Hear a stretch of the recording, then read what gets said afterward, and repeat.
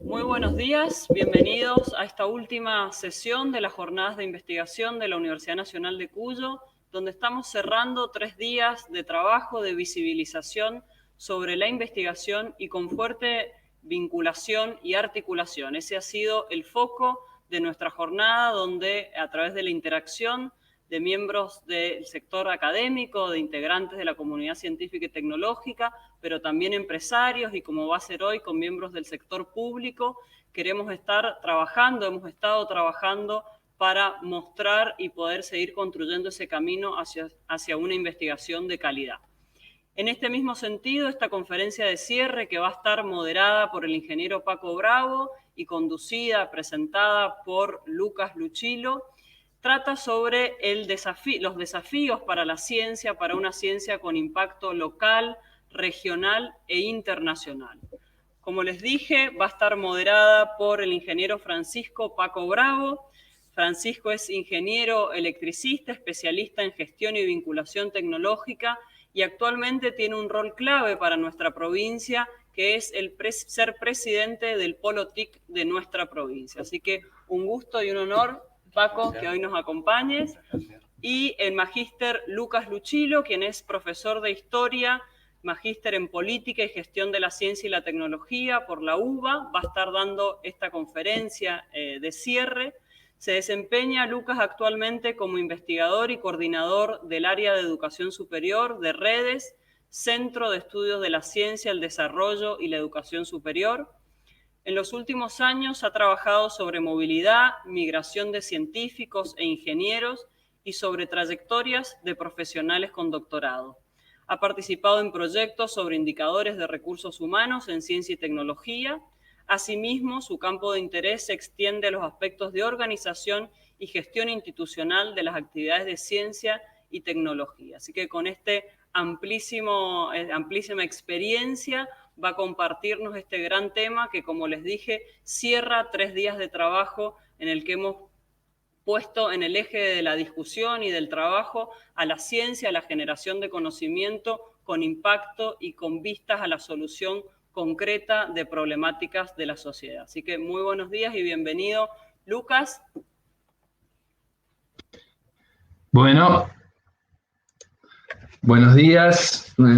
Es un gusto para mí estar en estas jornadas de investigación de la Universidad Nacional de Cuyo. Hace unos años estuve también, les agradezco la invitación y espero poder transmitirles algunas ideas sobre el tema que me sugirieron, que es desafíos para una ciencia con impactos local, regional y global. Entonces, lo primero que quería abordar muy rápidamente es qué podemos entender por impacto o por impactos. Hay una distinción elemental entre resultados e impactos. Los resultados son los productos, si se quiere, de un trabajo de investigación o de otra forma de producción de conocimiento.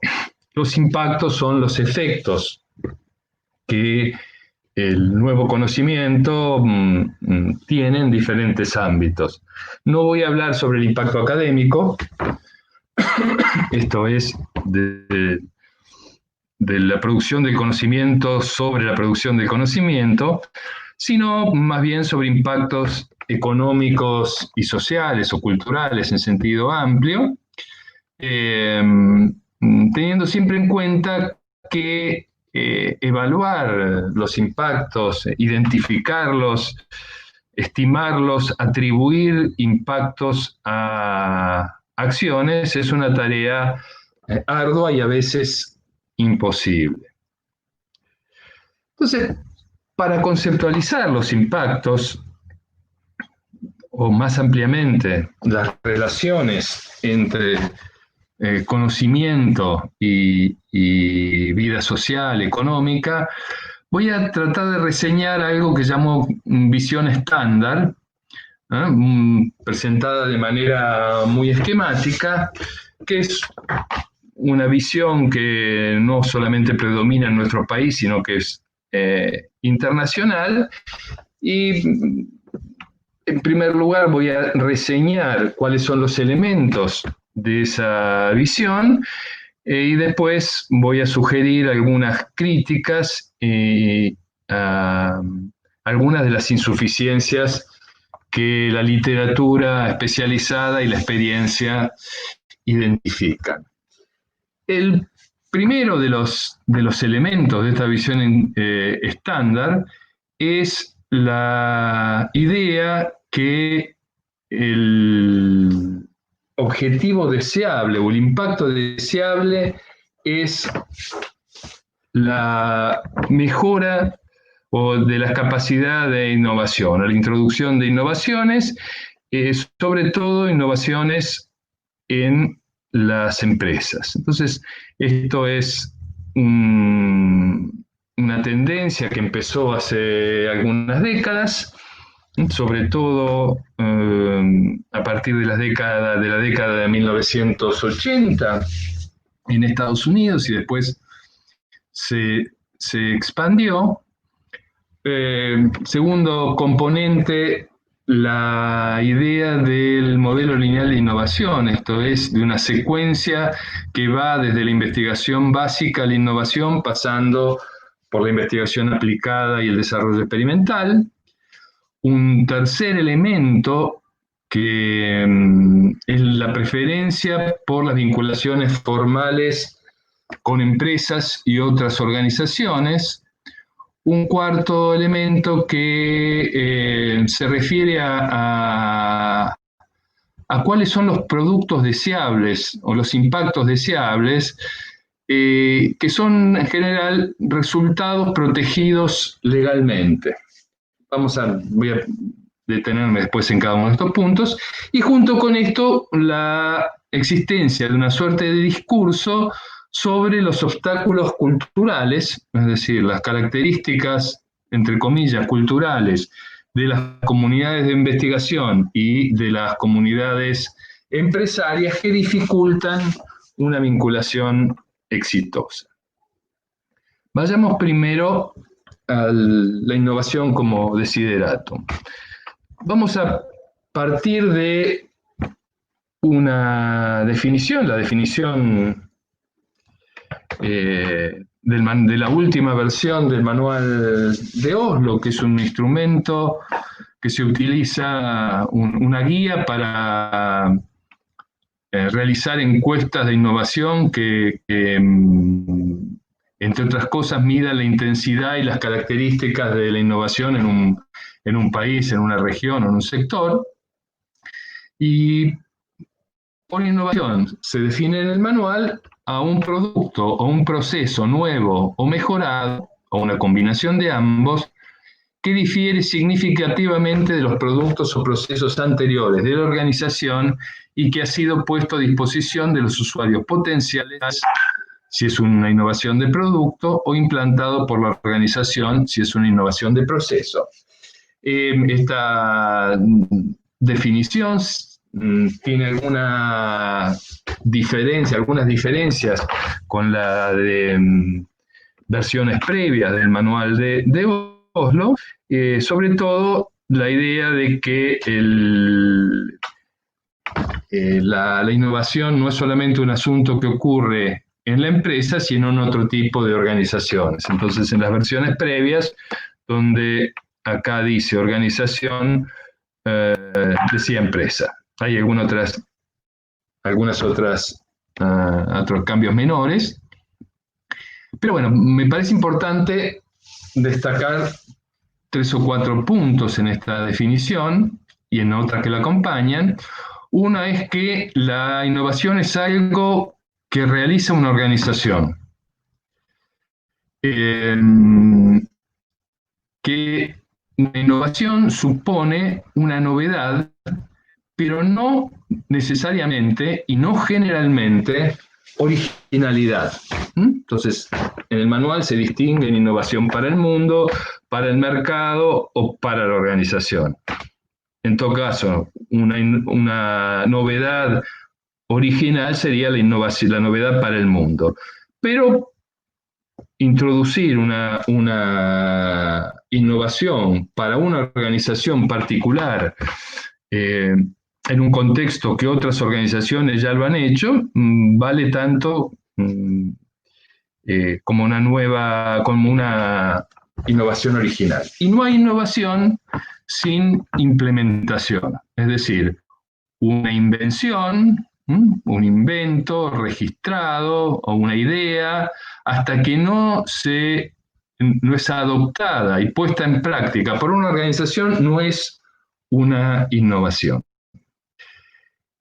En general, además de la definición formal, tenemos que tomar en cuenta cuáles son las imágenes que solemos asociar a la innovación. En general, solemos pensar en innovaciones de producto antes que en innovaciones de proceso, y dentro de las innovaciones de producto, en las que tienen un alto contenido tecnológico antes que en las que no lo tienen, independientemente de su impacto.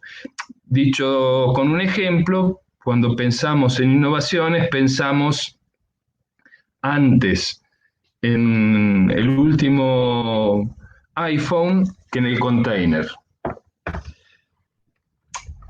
Y un último punto, que es importante para nuestro tema, es la idea, y esta es una idea muy europea, y desde ahí nos llega, es que hay insuficiente innovación y que esta insuficiencia se debe a que el aporte de las universidades y del sistema científico a la innovación no es lo suficientemente fluido y que por lo tanto lo que hay que hacer es buscar las formas de dinamizar los canales de vinculación. La idea europea, muy discutida y algunos dicen que errónea, es que Europa es un continente en el que se observa una brecha muy significativa entre su capacidad científica y su desempeño innovador, siempre en contraste con los Estados Unidos. Segunda idea relacionada con este modo estándar, este modelo estándar, es esto del modelo lineal de innovación, que lo sintetizo muy rápidamente. Como decía, es una secuencia ideal desde la investigación básica a la innovación, con pasos intermedios, que tiene algunos supuestos fácticos y algunos supuestos normativos asociados. El principal supuesto fáctico es que en última instancia, a veces de manera directa, a veces de manera indirecta, la innovación depende de la investigación básica. Esto es muy discutido, hay ejemplos donde se verifica, pero muchos en los que no se verifica. Los otros dos son supuestos más bien normativos, es decir, el segundo es que la investigación y desarrollo tendría que conducir a la innovación. Y en última instancia, y esto lo hemos escuchado y lo escuchamos mucho, que la legitimidad de la investigación y desarrollo depende de su papel en relación con la innovación. Si la I+D conduce a algún producto, algún resultado tangible y mejor si es valorizable económicamente, ahí se justifica sin mucha más explicación. Caso contrario, hay que dar explicaciones sobre la finalidad y la utilidad de la investigación que se está realizando. Y el tercer elemento, que también me parece importante destacar y también habitual en los discursos, sobre todo en el mundo científico, es que la innovación que vale es la que ha sido precedida por la I+D. Es decir, dentro de los múltiples tipos de innovación, hay alguna que tiende a ser considerada más valiosa o más importante que otra. Es como si hubiera una suerte de categoría, diferencia de categoría dentro de los tipos de la innovación, donde el nivel más alto es aquella que ha sido precedida por la investigación y desarrollo. Todo discutible, pero es algo que yo creo que si uno más o menos sigue las discusiones y discursos sobre las relaciones entre ciencia o investigación e innovación, son supuestos que están presentes. Esto deriva también una preferencia por las vinculaciones formales con empresas y con otras organizaciones y el establecimiento también de un cierto ideal de vinculación o transferencia ligado a la obtención de resultados protegidos bajo regímenes de propiedad intelectual. Entonces, acá entra toda una idea de que la mejor innovación desde este punto de vista, no es solamente la que es precedida por la investigación y desarrollo, sino que la que se concreta en un instrumento, pongamos una patente, y que idealmente esa patente no solamente permite a la empresa que la licencia obtener sus beneficios monopólicos, sino que también contribuye a que la entidad en la cual se desarrolla, entidad académica en la que se desarrolló esa patente, obtenga recursos importantes. Esto es algo que solo excepcionalmente ocurre. Sin embargo, en el discurso sobre o en este modo de entender las relaciones entre investigación e innovación, tiene una muy fuerte visibilidad. Hace unos años, me acuerdo en alguna discusión o alguna frase poco afortunada, diciendo, bueno, los papers no son importantes, las patentes lo son.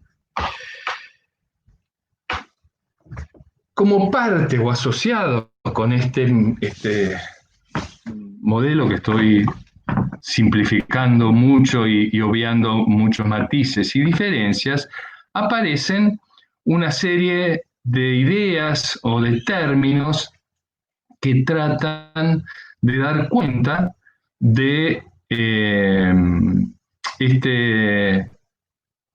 esta orientación, en general pensadas más bien del lado del sujeto centro de investigación o sujeto universidad. Entonces tenemos términos como transferencia o transferencia de resultados de investigación, tercera misión, tercera corriente, valorización, universidad emprendedora, triple hélice, vinculación, comercialización de la investigación.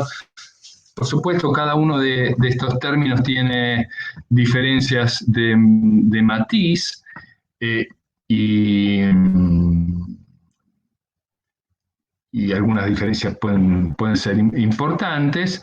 En nuestro medio vamos a encontrar más referencias a términos como transferencia o vinculación. En el mundo anglosajón, y no solamente en él, vamos a encontrar más referencias a valorización de la investigación o comercialización de la investigación, pero si me permiten la laxitud en el uso, todos hacen referencia a este tipo de modelo que estaba reseñando. Hay una relación entre el modelo lineal y la tercera misión. esta relación entre el modelo lineal y las conceptualizaciones de tercera misión o similares, creo que tiene un par de vertientes. Por un lado, si uno mira el mundo desde una institución como la universidad, que produce sobre todo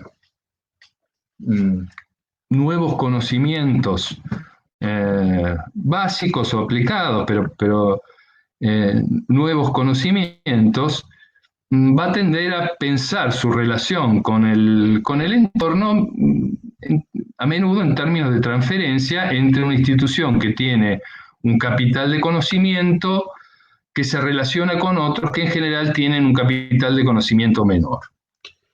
Y además hay otro punto, que es el que señala bien Karina Cortázar, el hecho de que las políticas de innovación en América Latina hayan tenido como ámbito institucional de referencia a los ministerios, secretarías o instancias de promoción de la ciencia y la tecnología, ha contribuido a reforzar el énfasis en lo que ella llama las prácticas transferencistas propias del modelo lineal.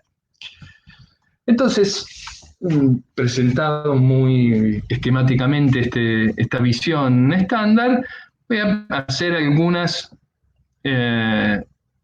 cuestionamientos o matices sobre esta visión. El primero es que cuando uno mira las vinculaciones o los modos de relación entre las universidades o los centros de investigación y su entorno, la innovación basada en la producción de nuevos conocimientos y además conocimientos protegidos es una de las facetas de esas relaciones, pero no la única y no necesariamente la predominante. Aquí voy a mostrar muy brevemente un par de tipologías, no las voy a desarrollar en detalle. Esta me gusta, en realidad está basada sobre un artículo previo de un autor anglosajón, son dos autores mexicanos, que simplemente tratan de mirar diferentes tipos de relaciones, identificar los canales a través de los cuales se producen ese tipo de relaciones, tratar de especificar si la dirección de los flujos del conocimiento es unidireccional o bidireccional, identificar el nivel de formalidad que tiene cada una de estas relaciones, cuál es su horizonte temporal y si el conocimiento que circula en la vinculación es tácito, codificado o además de codificado, regulado por los sistemas de propiedad intelectual. Entonces, de algún modo, esto que ustedes están viendo me parece que da una idea de la diversidad y complejidad de las vinculaciones potenciales. Por supuesto, después hay mucho para discutir en cada una de ellas, pero me parece que este primer registro es importante cuando nos acercamos a una visión alternativa. Acá hay otra que es de Darío Kodner, de hace un par de años, que es un artículo, no, un par de años, no, creo de este año me equivoqué, que también, simplemente a partir de su experiencia como secretario de vinculación en la Universidad de Quilmes, va reseñando toda la variedad de vinculaciones de tipos de vinculación que se pueden desarrollar. Entonces, el primero de los puntos que me parece como importante destacar es esta pluralidad de objetivos y de tipos de vinculación. Las insuficiencias del modelo lineal de innovación han sido... el modelo lineal de innovación ha sido y es muy criticado por los especialistas en economía de la innovación, que señalan varias cosas bien importantes, sobre todo porque miran el mundo desde la innovación, ¿no? Desde la investigación. Pero bueno, lo que uno puede decir es, primero, el modelo tiene una muy fuerte eh, pregnancia, digamos, es muy adoptado y muy casi inconscientemente modelan la manera en que miramos las relaciones. Tiene aplicación bastante directa en algunos sectores, es decir, no es extraño que las versiones más o menos sofisticadas de este modelo suelen tomar como ejemplo sectores como el farmacéutico, donde la secuencia parece cumplirse razonablemente bien, y por supuesto tiene, en un nivel agregado, tiene mucho más verosimilitud en algunos países que en otros. Uno dice, bueno, si uno mira el sistema estadounidense, va a decir, bueno, este sistema tiende a basarse en esta idea y que en algunas otras cosas más. Pero efectivamente es un sistema donde el gobierno pone un cañón de varias decenas de miles de millones de dólares en el financiamiento sobre todo la investigación básica o básica aplicada, y eso de algún modo va impregnando el conjunto del sistema de innovación. Pero fuera de estos sectores y de este país no desdeñable, en general la idea es que los procesos de innovación no necesariamente dependen de la investigación y desarrollo de manera lineal de la investigación y desarrollo previo, que son interactivos, etc. El otro punto que me parece importante destacar es la importancia de las relaciones informales, no solamente de las formales y de las formales contractuales, ¿no? Como vimos en el cuadro que presenté hace un instante, hay mucho de relación informal que es importante en sí misma, pero además porque que precede a menudo la vinculación formal. Un cuarto punto que me parece importante destacar, dado el énfasis que hay en la cuestión del patentamiento, en la propiedad intelectual y en la creación de empresas, es que hay una corriente muy sólida de cuestionamientos al patentamiento general y al patentamiento universitario particular. No voy a reseñar todos los argumentos, sí poner alguna evidencia muy básica, que es que si bien ha crecido muchísimo el patentamiento universitario, la probabilidad de tener una patente que tenga un impacto significativo y además de eso, que allane recursos a la institución que patenta, es marginal. Es muy marginal y muy concentrada en pocas universidades. Digo, hay un estudio de ya va a ser casi 15 años, un poco más, pero sus hallazgos todavía están vigentes, que hizo una evaluación del patentamiento académico en los Estados Unidos 20 años después de la ley Bayh-Dole de 1981, que fue la que habilitó a las instituciones académicas a obtener regalías de las patentes, aun cuando de las patentes que fueran generadas en la institución, aun cuando el financiamiento de esas patentes no hubiera sido de la propia institución, sino del Estado norteamericano. Entonces, lo que encuentran los autores es que en las 200 universidades de investigación estadounidenses, solamente 7 habían obtenido recursos significativos del patentamiento y de esas 7 había 5 que ya eran activas en patentamiento antes de la sanción de la ley, y esas 7 universidades que habían obtenido recursos significativos los habían obtenido a partir de una cantidad muy pequeña de patentes y casi todas concentradas en el sector farmacéutico. Entonces, digo, hay muchos otros argumentos, pero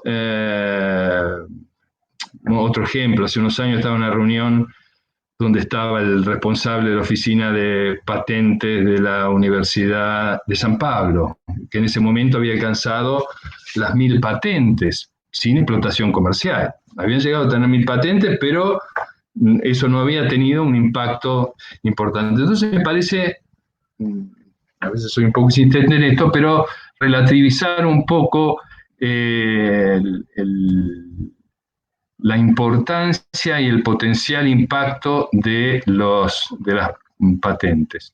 Esto no quiere decir que los investigadores que tengan líneas de trabajo que sean susceptibles de llevar una patente, que la lleven adelante y que las oficinas nacionales, universitarias los ayuden, etcétera, pero teniendo en cuenta que la distancia entre la obtención de una patente y su uso efectivo es muy, muy grande. El otro punto que me interesaba señalar es que a menudo esta visión estándar presta insuficiente atención a los contextos y a las instituciones, ¿no? Uno tiene la impresión de que hay una especie de receta que hay que cumplir y que se presta poca consideración a las trayectorias de las instituciones, a sus capacidades, a su orientación, a las características del contexto en el que tienen que desempeñarse. Ahí pongo el foco en los sistemas de innovación. Los sistemas de innovación son un marco conceptual muy interesante que a mi juicio es suficientemente aprovechado. Voy a después a avanzar un poquito sobre esto. Entonces, yendo a algunas consideraciones sobre los impactos locales, nacionales e internacionales de los que versa el título de la presentación. En primer lugar, me parece que es importante tratar siempre de distinguir cuál es el sujeto del cual se predica el impacto. Porque es muy distinto si estamos pensando en los impactos de una institución o de una parte de una institución, una facultad o un instituto, de los impactos de un programa o un proyecto de investigación, de los impactos del trabajo de largo plazo de un equipo o de los impactos del trabajo de un investigador, ¿no? Entonces, me parece que hace falta distinguir estas diferentes posibilidades o estos diferentes sujetos y tener claro que cuando uno piensa en políticas o en acciones, ¿en qué está pensando? Algunos ejemplos después voy a dar que pueden aclarar el punto. Puede ser una muy breve consideración sobre sistemas regionales, nacionales y sectoriales de innovación. Cuando uno piensa en un sistema local o regional de innovación, lo que está pensando es que la proximidad espacial y la concentración es un elemento clave para el desarrollo de las capacidades de innovación. Es decir, que hay efectos ligados con el territorio que son críticos. Y de ahí la importancia de los gobiernos locales y provinciales y de las universidades, a menudo universidades con fuerte implantación regional. Acá también es un elemento importante en términos estratégicos identificar a los sectores dinámicos, no solamente en el medio productivo, ¿no? Como dice una gran investigadora de estos temas venezolana, Carlota Pérez, dice, si sistemas de innovación hay siempre, algunos malos, otros buenos. Y para tener un buen sistema de innovación o para pasar y ir mejorando un sistema de innovación, en este caso regional, encontrar cuáles son los sectores que empujan en términos productivos o institucionales es crítico. Cuando pensamos en un sistema sectorial, o como suele hablarse ahora en un sistema de cadenas de valor, lo que estamos pensando es la relevancia de las relaciones entre los componentes de la cadena de valor, y enseguida advertimos que este sistema sectorial supone una consideración importante de lo regional, es decir, de la implantación local de las empresas y de las organizaciones ligadas con esa cadena, pero también una referencia al nivel nacional e internacional. Si miramos el sistema nacional de innovación, lo que vamos a prestar atención sobre todo son los mercados nacionales, las regulaciones y instrumentos de promoción nacional, las instituciones nacionales, y en la dimensión internacional está muy claro que es una dimensión transversal, que hoy no hay local, sectorial o nacional que no esté atravesado por una dimensión internacional, sea en flujo de conocimiento, sea en regulaciones, sea en mercados, sea en organizaciones. Dicho esto, y yendo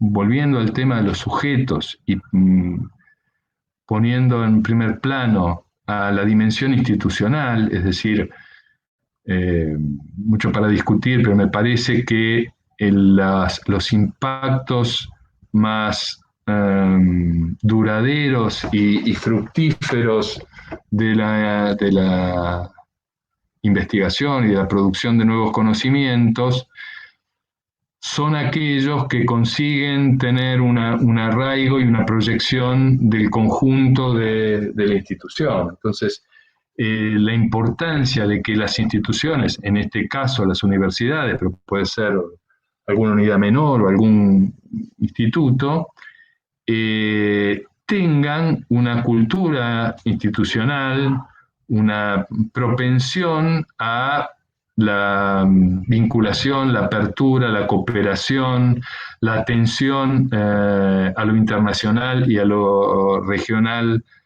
al mismo tiempo. En el nivel internacional, yo creo que ahí es fundamental, de fundamental importancia, son de fundamental importancia las redes y las organizaciones de referencia. Si uno dice, bueno, ¿cómo uno tiene impacto, como querramos definirlo, en el nivel internacional? No lo sé muy bien, pero sí creo que es claro que para tener algún impacto hay que formar parte de los ámbitos donde tienen lugar las conversaciones globales sobre los desafíos compartidos. Es decir, ahí puse algunos ejemplos de muy diverso tipo. Puse primero simplemente el de la IEEE, que es la Asociación de Ingeniería Eléctrica y Electrónica, que tiene base en los Estados Unidos, pero es una organización global. Entonces, si uno quiere formar parte y tener algún nivel de influencia en ese mundo, en el mundo de la ingeniería eléctrica y electrónica, tiene que estar de algún modo vinculado a la IEEE. Básicamente porque ahí circulan, tiene un poco más de 150.000 asociados, con una enorme producción, congresos, revistas, lo que uno le interese. Si uno forma parte, y si uno trata de formar parte de manera destacada en ese ámbito, y bueno, de algún modo va a tener, primero va a recibir influencias y va a tener influencias. Simplemente por la vía de recibir la influencia y escribir algo y eventualmente mandarlo, es insuficiente. Ahí puse otros casos, Nestis de indicadores de ciencia y tecnología, ICAs de archivos, ICOM de museos. Todos se nos ocurren organizaciones internacionales y redes internacionales de referencia. Y creo que si uno quiere tener impacto, tiene que tener presencia en esos ámbitos.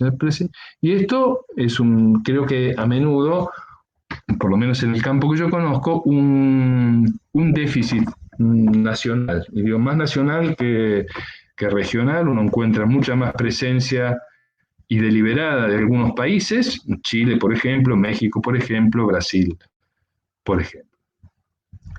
Para cerrar, algunos comentarios finales de esta exposición a las corridas. 4 o 5 cosas para destacar. Uno, nunca olvidar la importancia de la calidad del trabajo profesional que se realiza en las universidades y centros de investigación. Si no tenemos estándares de calidad significativos, bueno, no tendremos impactos serios. Segundo, reconocer la diversidad de objetivos, actores, contextos e impactos en los que, en este caso, las universidades intervienen o tienen incidencia. Tratar de recoger y valorizar esta diversidad, que a menudo buena parte de los vínculos quedan y de las contribuciones quedan debajo del radar en la medida que no son acciones formalizadas. Tercer punto, multiplicar las interacciones. Está asociada con la anterior, que la universidad tenga la mayor capilaridad posible y tratar de, si es posible, orientar esa capilaridad hacia algunos objetivos, pero como mínimo, ¿no?, que los canales de comunicación entre la universidad y el entorno sean lo más diversos y fluidos posibles. Cuarto, integrar las experiencias de vinculación al discurso y a las políticas. Voy a poner algún ejemplo de esta semana. Estuve en una reunión en la Facultad de Ingeniería y Ciencias Hídricas de la Universidad del Litoral, que estaban haciendo un ejercicio de prospectiva de la investigación, y uno de los temas de discusión en un pequeño grupo era las vinculaciones con el medio, etc. Bueno, entonces lo que uno encuentra son experiencias muy interesantes que no están suficientemente integrados. Por ejemplo, un colega que trabaja en informática, en sensores, y que están trabajando en ganadería de precisión. No puedo explicar muy claramente qué es eso, pero lo que me interesaba señalar es cómo su modo de acercarse al trabajo varió.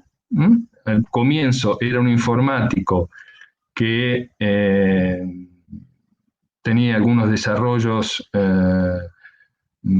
genéricos que no había pensado, no les había encontrado aplicación, que posteriormente empieza a buscar la aplicación a la ganadería y que posterior y va estableciendo una relación, una vinculación con una comunidad de productores y de otros actores públicos y dentro de la propia universidad, y que termina diciendo, bueno, finalmente lo que yo estoy haciendo ahora es pensar mis proyectos y mis desarrollos de investigación en relación con esa red. De algún modo lo que estoy haciendo es coproduciendo el conocimiento con esta red informal de actores con la que me fui vinculando a lo largo del tiempo. Entonces, hay muchas de estas experiencias, probablemente todos en nuestro ámbito conocemos alguna de ellas, y que no están suficientemente incorporadas a lo que decimos sobre los vínculos entre investigación y entorno, y tampoco a las políticas. Hay un último punto, también vinculado con esto, que es también la conveniencia de repensar los instrumentos institucionales o nacionales que utilizamos. Por ejemplo, si uno dice, bueno, si uno quiere tener impacto internacional, tiene que formar parte de redes y organizaciones de referencia en el ámbito en que estamos trabajando o produciendo conocimientos. Bueno, eso supone la necesidad de un trabajo de cooperación internacional más intenso y más exigente en términos de financiamiento y en términos de planificación.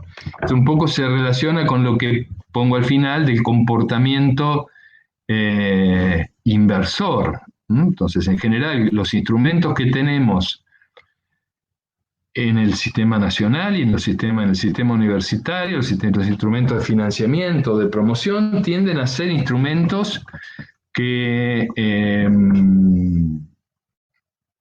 de algún modo responden a una demanda y una demanda de la comunidad de investigación. Subsidio, por ejemplo. Cuando uno dice voy a tener un comportamiento inversor porque quiero tener presencia internacional en 4 o 5 áreas o en 10 áreas importantes para la universidad, para la provincia, para la región, bueno, ahí tiene que usar otro tipo de instrumentos, y no son instrumentos competitivos, son lo que se llamaría inversiones efectivas, elegir un área, elegir una institución de una organización internacional de referencia, encontrar los grupos con potencial dentro de la institución y poner el dinero ahí. Que eso a veces es difícil de hacer, pero creo que es un paso necesario si uno quiere tener presencia internacional.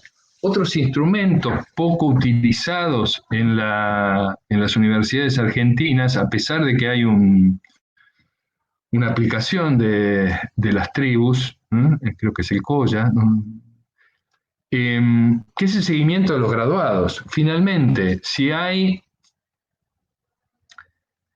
que tomar en consideración las vinculaciones informales, y si uno de los principales aportes de la universidad al sistema de innovación es a través de las personas que forma, tener un seguimiento de qué carrera han hecho esas personas, en qué instituciones están trabajando, qué pueden aportar a la universidad, para qué le pueden servir. Son, si se quiere, pueden ser embajadores o puntos nodales de la universidad en un medio empresario o social específico. Todo el trabajo más sistemático con los graduados, que es una cosa que en muchas universidades del mundo se hace, puede tener un impacto interesante cuando estamos pensando en aumentar la capilaridad de la institución. Y lo mismo vale para la promoción de la movilidad, ¿no? Es decir, tanto en términos de la calidad del trabajo profesional como en su impacto regional, nacional, local, hay que tratar de que la comunidad de investigación tenga las mayores posibilidades de movilidad interna e internacional. Me dirán, eso es caro, efectivamente es caro, pero tiene unos beneficios muy importantes. Si no hay circulación y si no hay movilidad, es muy difícil elevar la calidad del trabajo profesional, es decir, uno tiene que compartir estándares de trabajo con la comunidad global, y también es difícil tener impacto no solamente internacional, sino regional. Bueno, nada, hasta aquí llegué. Muchas gracias. Estoy abierto a las preguntas o comentarios que quieran hacer. Gracias. Soy Luchilo, mucho gusto. Soy Francisco Bravo, como me conocen más. Y como titular de una organización que respeta el modelo del triángulo sábato, es decir, estamos sentados en un mismo ambiente, las 8 universidades de Mendoza, las empresas de base de servicio, de base de conocimiento y representantes de los estados provincial y municipal. La verdad que yo le agradezco mucho usted en la exposición. Hoy me alegró la mañana porque utilizó algunos términos que me parecieron realmente, me alegraron el alma. Utilizó los términos de impacto, investigaciones con impacto, sociales en general, en la sociedad en general, y particularmente en los sectores de la producción. Nosotros, que nuestra organización nació a principios con el nuevo milenio, prácticamente, siempre hemos estado tratando de empujar la transformación de la matriz productiva de la provincia, y creemos que hoy en día hay que defender a rajatabla, levantar el capital social como el elemento fundamental que mueve la economía mundial. Hoy en día ya no son las máquinas, ya no son las instalaciones industriales de gran porte, y ni siquiera el capital financiero. El factor más importante, todos sabemos que es el capital intelectual, que es el saber, pero no el saber en abstracto. Y aquí viene realmente lo que a mí me ha gustado de su exposición, que es ese saber vinculado justamente a los sectores productivos fundamentalmente, a través de una vinculación estrecha entre ellos. Usted, la pregunta que le hago específicamente, ¿estima de que esa cultura está permeando en los ambientes universitarios, que supongo que usted debe conocer bastante bien, y en los ambientes donde se desarrollan estos proyectos de investigación?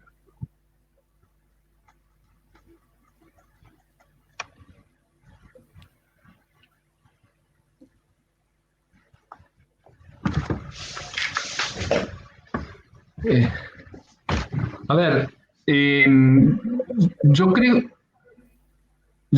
que, como usted señala, hay una consideración sobre el capital social que es muy necesaria y que se entronca un poco con lo que yo venía señalando, que es un capital que está en las personas, está en las organizaciones, pero está en las relaciones, ¿no? Y que me parece que yo que sé, uno de los mensajes que quería dejar es la importancia de potenciar todo lo posible esas relaciones. Sobre la pregunta, creo que sin duda en los ambientes universitarios está permeando, en algunos más, en otros menos, en algunas experiencias más exitosas, otras menos. En el discurso está presente, a veces, y un poco era lo que quería alertar, a veces con un sesgo excesivo hacia algún tipo de vinculación, esta vez una vinculación formal que termine en una patente, cuando en la práctica lo que sucede es que eso es la excepción y no la regla. Entonces un poco es la idea que quiero por ahí detallar un poquito más es, a ver, por lo menos ya tenemos 30 años de la Ley de Innovación Tecnológica. Tenemos mucho recorrido en algunas universidades y en algunos institutos. Tenemos una variedad de experiencias, hemos avanzado en las formas de medir la vinculación. Hace unos años salió un manual que se elaboró sobre todo en la Argentina, pero es un manual regional de medición de la vinculación.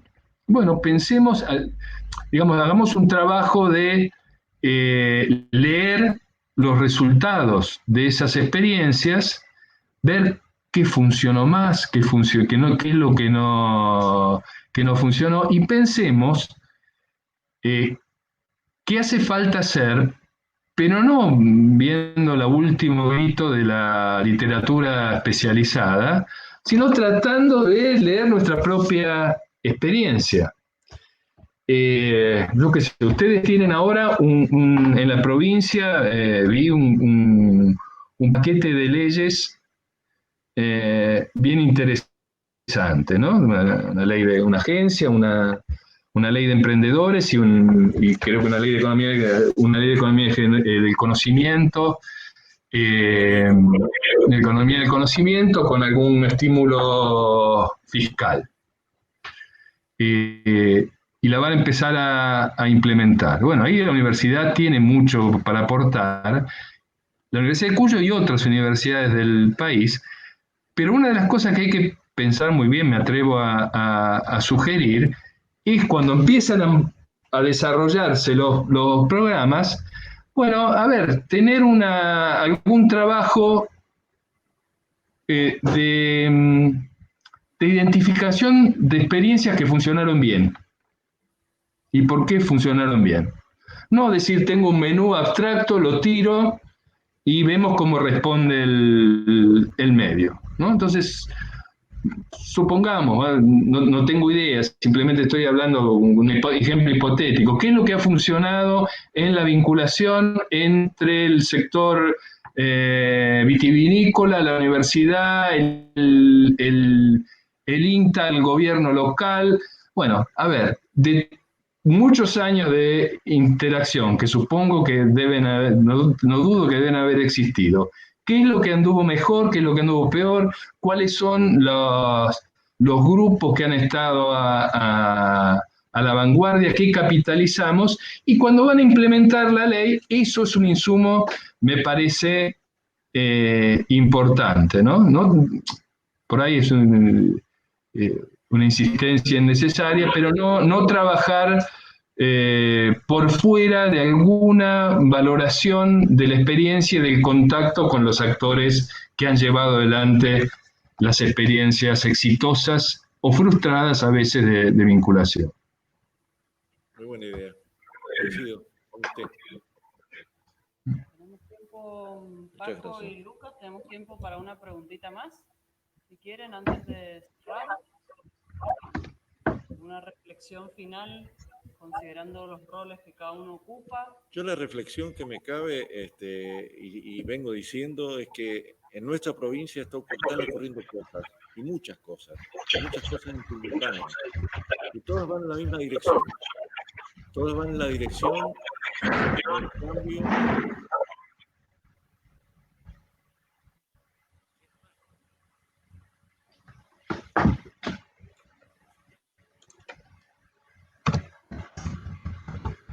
donde el saber y el conocimiento han desplazado al capital financiero como primer factor de importancia, es pensar en la nutrición infantil, es pensar en la educación en todos sus niveles, que el Estado realmente impulse más un presupuesto donde la educación, la ciencia y la tecnología tengan un papel cada día más importante, pero no en abstracto, como dije, tiene que estar vinculado con el sector productivo. Tenemos que lograr que el sector productivo avance hacia la transformación digital. Es vital para que nosotros logremos avanzar hacia el desarrollo. Como reflexión. Bueno, muchísimas gracias, Paco, por estar aquí representando el sector del Estado, ese sector tan importante que tiene que estar presente, como vos lo decías, el triángulo de Sábato, la triple hélice, actores que necesariamente tenemos que estar juntos. Muchísimas gracias, Lucas, por tu exposición, que ha sido muy clara y muy desafiante. Los puntos que mencionaste al final, como esos desafíos o esos caminos que tenemos que tomar, bueno, desde la universidad hemos intentado concretamente con estas jornadas favorecer esas múltiples interacciones, responder a los diversos objetos, actores, objetivos, como vos bien mencionabas.